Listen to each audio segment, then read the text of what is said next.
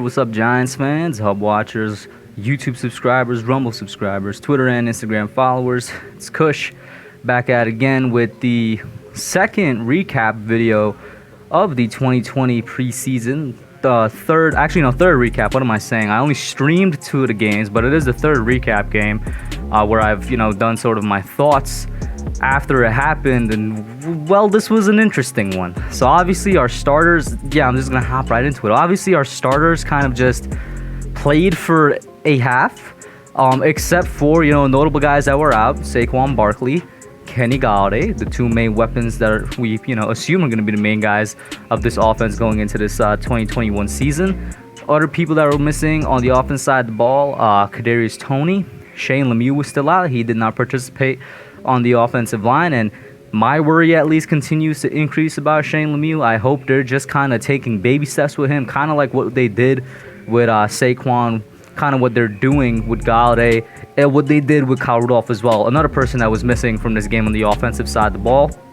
And I think that's about it, unless I'm missing anybody. Those are the main 4 guys that were out on the offensive side of the ball today. Of course, Ted Larson substituted in for Shane Lemieux at the left guard spot, and we had a rotation of Nate Solder and Matt Peart on the right tackle side. So the starting offensive line, which of course is trending in fact right now on Twitter, specifically Andrew Thomas, and Daniel Jones himself was trending on Twitter, as the game is still going on right now. There's like 20 seconds left.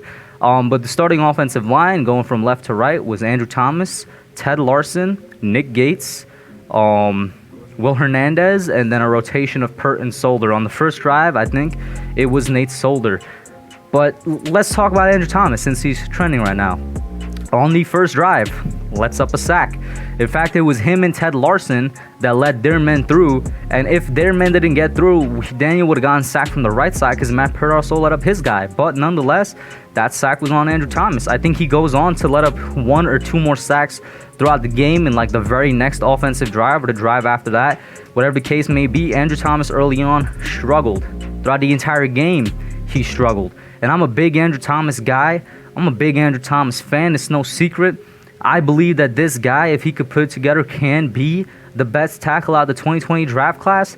But after showing like what we just had tonight, that takes a hit. He's trending for the wrong reason, for example. He looked really bad tonight, and this is not a struggle that we saw from him last year. Every single one of the sacks that he gave up, every single one of the bad pressures, quarterback hits that he gave up tonight came on the edge, came on his own edge. Guys beating him on the outside, which wasn't a major problem last year. It was a major problem tonight. Now, part of me wanted to account for that and say, he's playing next to Ted Larson. He's playing next to a backup. That has something to do with it, especially after the first sack was, 3 guys were let through by the O-line, and one of them was right next to him. But as the game went on, I can't use that. I can't use that as a reason. It just seems like he went out there and he had a terrible night. Whether he was nervous, whether he wasn't prepared, whatever the case may be, Andrew Thomas had a bad night, and it affected our quarterback, Daniel Jones, who I'll get into in a second. Our wide receivers, they were not getting open for anything. Like, the entire offense tonight, just flashes of the 2020 regular season. I say regular season because this is the preseason, and it's so hard to judge what you see in the preseason. You don't want to completely overlook it.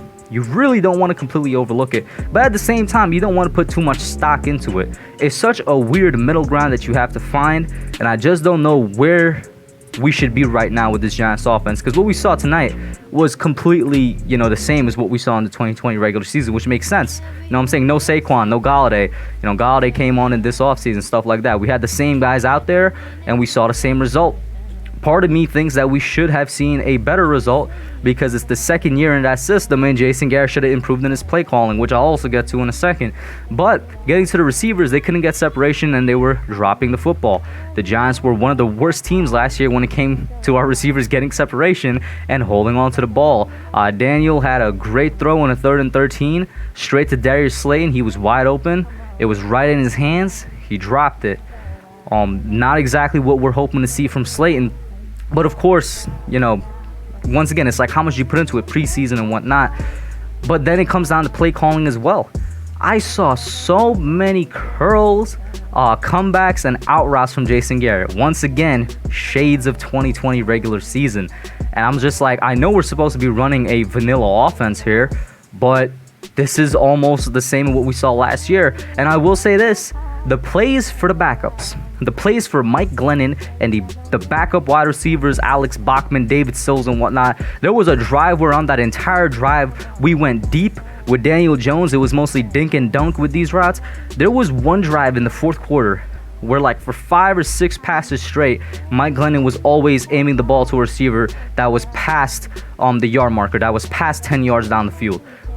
We didn't see that at all with the offense. I'm out here wondering, why are we calling plays for the backups that we should have been calling for the starters? You know what I'm saying? So when people say, oh, how can you expect a different result because we have the same guys out there? That's why. They're calling better plays for the second and third string guys than we are for the first string guys. And I hope that's just, you know, that obviously it is going to change as we enter the preseason. I mean, as we enter the regular season. But it's not something I was particularly too happy to see. And then, of course, Daniel Jones had a very meh performance. And as usual, not all of it is on him. What is on him 100% is that interception he threw in the end zone. Also, shades of 2020. What was it, 2 or 3 times last year? He drove us down the field on a score that should have won us the game, and then ends up throwing a pick right on the end zone. You know what I'm saying? Right at the 1 yard line or something. This was very similar. Now, once again, going back to Garrett and play calling, I really thought we should have ran the ball again, because on the previous play, we ran the ball, didn't get too much. On the next play, it looks like we were going to run it. It was a rollout. The only man open was Ingram, and he kind of completely misses Ingram to the left. The ball was so far to the left, was intercepted, and that right there is 7 points left off the board that would probably won us this game, because the final is 22-20. So the Giants did come back. Mike Glennon threw 2 touchdowns. At the end of the day, Daniel Jones finished with 17-22, 135 yards. He did throw a touchdown right before the half ended on what was a good drive, a nice seam route to Caden Smith. And I tweeted out, because I wasn't surprised, one of the first, if not the first deep passes down the field ends up being a touchdown, because Daniel Jones is not a dink and dunk quarterback. He's a guy that slings the ball. And so once again, I'm really hoping that what we see in the regular season is going to be different from this. It has to be, because everything's dumbed down for the preseason, right? But I'm just kind of wondering, how much is it dumbed down right now? You know what I mean? How much of a difference is 3 guys going to make in Saquon, Golladay, and Rudolph? Because those 3, I think, are going to be starters. Because guess what? Ingram went out with a calf injury. Slayton was dealing with something with his ankle throughout the game, and Board was dealing with something with his elbow throughout the game. So we did have 3 sort of, knocks on our guys, or, hitches on our guys in terms of injuries this game. But I'm just kind of wondering, I really hope that 3 guys in Saquon, in Golladay, and in Rudolph make a big difference. I really hope that Jason Garrett, what we saw with the second team, is more reflective of what we're going to see in the regular season. More creative passes, a little bit more shots. It's not even deep shots. A 10 to 15 yard pass is not a deep pass. That's a medium shot. You know what I'm saying? We're out here dinking and dunking. I really don't want to see that. And the O-line struggled. Once again, Thomas, it's on Thomas for him having a bad game. You know what I'm saying? It ain't on anybody else. I hope Shane Lemieux can come back, and that helps out Thomas, and that helps out the line in general. I hope either Matt Pert or Nate Solder, whoever wins the job, because it really did look like they were competing in this game with the way Judge had the rotation at right tackle. At first, I thought it was just them wanting to see how Solder, a guy that didn't play in 600 games, I thought it was just them trying to see how he played. But the rotation kind of painted a competition to me. Whoever wins it, I hope they win it, and they win it convincingly. All right, because then the reason I'm focusing mostly on the offense, of course, is because I'm not worried about the defense. Our defense looked fine. Yeah, they were gashed up on a couple of runs. There was a couple passes that shouldn't have been caught. Shout out to Blake Martinez with the best play of the game, in my opinion, that interception on Jacoby Myers and Cam Newton, who says Blake Martinez can't cover in the pass. He had great makeup speed on that pass to make the interception and kind of broke it up. Came down with the ball, kind of reminiscent of James Bradbury's interception on Allen Robinson last year, the way that happened. But our defense, I'm not worried about. I was a little bit, questioning why we weren't getting that much pressure, because we had our starting D-line out there. We had with our 2 starting outside linebackers seem to be Aziz and Lorenzo. We weren't really getting much pressure, though. Hopefully, that improves as the season goes on. But I'm not too worried about the defense. I'm really not. It's the offense, which is why I spent the entire time talking about the offense. Daniel Jones, meh game. Some of it is on him, the interception. Some of it is not, incompletions. Can't even, not even having any time in the pocket. But to be fair, there were some times in the pocket where, it's a clean, nice arch. It's a nice U. He has a time, but then the receivers aren't getting open. It really sounds like a repeat of last year, right? The only thing that's sort of a saving grace from this game is the fact that it's the preseason. But I'm just kind of left wondering here.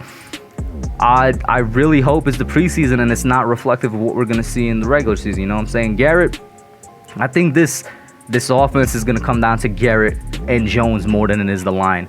Because we saw with the backups were moving the ball, more quickly. They were moving the ball better, in my opinion, than the offense was. And the backup offensive line is one of the worst backup offensive lines in the league. So you can't say, oh, they're the backups. Of course they're going to be worse than the starters, but they're going up against backup D-lines. And once again, we have one of the worst depth on the offensive line in the entire league. And they were still moving the ball better. So I think it's going to be on Garrett and DJ this season. We'll see how it goes. I will say, the more and more you think about it, the more and more I'm getting a bit calmer on the game. You know what I mean? I wasn't impressed with Daniel Jones, but I'm not about to say, oh, let's trade this man and draft Spencer Rattler or something like that either. I hope Darius Slayton makes up for his dropsies. I hope he could get separation. And I really hope that Thomas, this was a bad outing from him. If there's one player I'm super worried about coming out this game, it's Andrew Thomas. Because this is not something we saw from him last year in terms of his struggles. It's not getting beat on the outside. It looks like he wasn't setting his feet well. It looks like he was nervous. Whatever the case may be, that's the guy I'm more worried about than anybody. But you guys let me know what you think. Put your thoughts down below. There's not really much else for me to say because this game was really for the starters, and that's who I ended up talking about. But put your thoughts down below and let me know what you think. Like, share, subscribe, and I'm out. Thanks for watching. Don't forget to like, comment, subscribe, and share. I'll catch y'all in the next one.